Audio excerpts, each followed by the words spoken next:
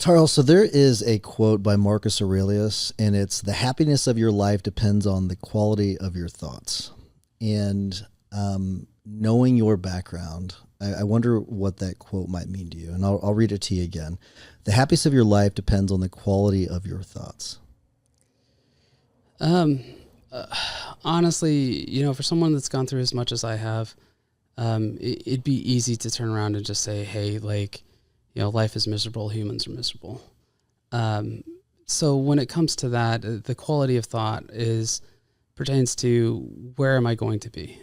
For me personally, it's always been more along the lines of I can either become the monsters I dealt with, or I can do everything I can despite them and make sure that that doesn't exist in the world. And you mentioned the monsters, and I was going to ask you about that at some point anyways, as you probably know. I find your story to be absolutely fascinating. My guess is that 99.9% of people that have gone through what you've gone through would probably not be in the same chair that you're in. They're in other places. Let's talk about that. Who are the monsters? So my biological father was the first one in my life. Dealt with every kind of physical and sexual abuse a child can at his hands and other people while they're with him. And then the second one would be my stepfather. Growing up, he was not a kind man, threw me against the wall at one point and left an imprint in my body in the sheetrock. My mother, to some extent, who was a drug addict and drugged me through being homeless and living in deserts and dealing with that. And then I guess the last one would just be, my wartime experience. And it's a totally different beast getting shot at by people. I think the least of them is probably the last one, because I've come to terms with the fact that at least they had a moral compass and they felt like they were doing what was right. And being in the same circumstances, I probably do the same thing. So it's not a good thing to be in that position or that situation, but at the same time, I think that's the least of them. It's interesting because, you've been through it a ton. You've given some cliff notes of it, but there's way more, which we'll get into. But how are you not numb to life at this point? I was blessed, honestly, in going to a children's home at the age of 10. Which is not something you would normally hear from people. Yeah. Well, it was either that or state custody. And at the time, foster homes here were terrible. I have my own plethora of nightmare stories from that. But the home I grew up in, it was 10 of us in the dorm. We had dorm parents who were the closest thing a parent could be without actually being your parent. And then what we called relief house parents that would come in 2 days a week. And so my running joke is always, it took 3 sets of parents to get me through my teens because I was such a bad teen.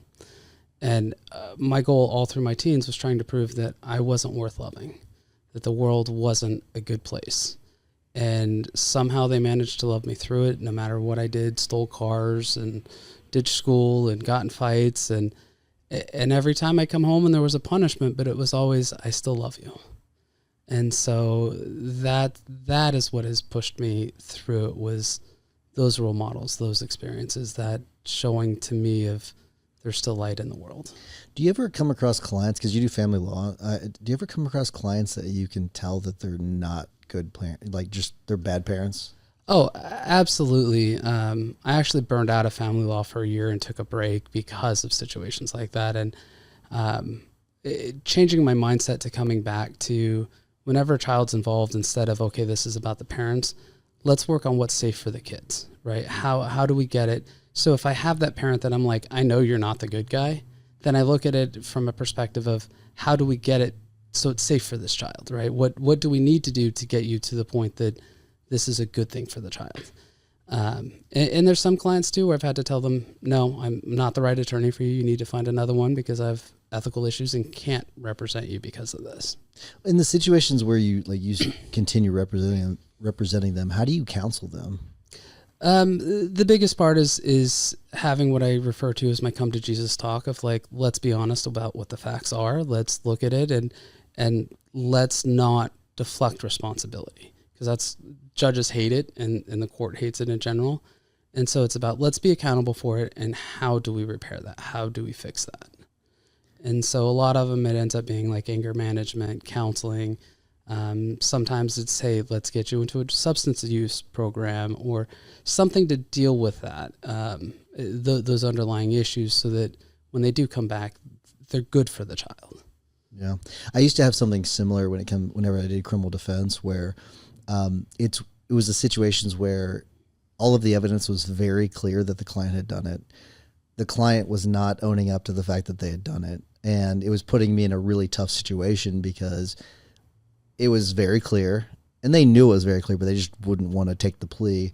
But remember in basic training where they had like the amnesty box, and you go into the booth, and I can't remember what they called it. There was a name for it, and I can't remember. I talked about it early in the podcast, but I can't remember. Do you remember the name for it? It was always the amnesty box for us. But there was something, they had some fun name for it. But you go into this booth. There was the box where you could put like any contraband.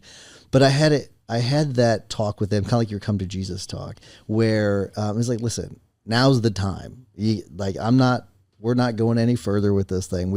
I got to know.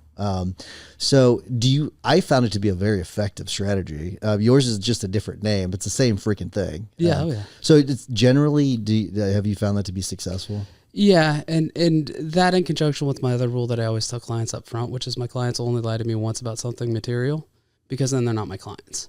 And so you combine that with those conversations of like, don't lie to me. Yeah. And it is very effective with clients, because either A, they have that moment of truth and epiphany, or B, they lie to me, and then I look at them and say, okay, I can't proceed with you anymore because I can't trust you.